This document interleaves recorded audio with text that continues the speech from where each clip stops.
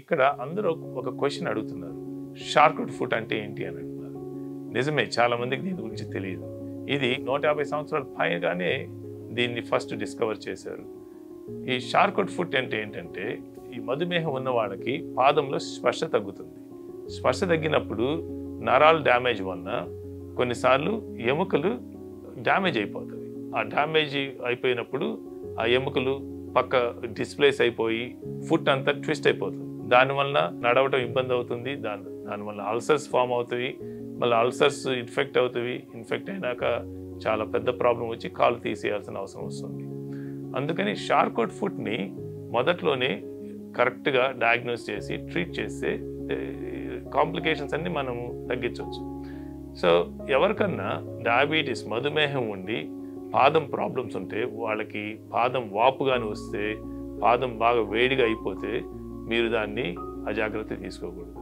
మీరు ఎర్లీగా వస్తే దాన్ని ఒక కాస్ట్ ట్రీట్మెంట్ ద్వారా పిండి కట్టు వేసి ఒక రకమైన వాపు తగ్గించే ట్రీట్మెంట్తో చేస్తే అది నయమైపోతుంది. నయమవటానికి టైం పడుతుంది, తర్వాత మీరు నడవచ్చు.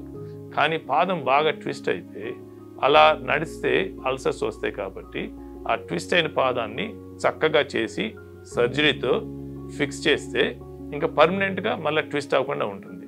దానివల్ల నడవచ్చు, అల్సర్స్ రాకుండా చూసుకోవచ్చు, ఇన్ఫెక్షన్ రాకుండా చూసుకోవచ్చు.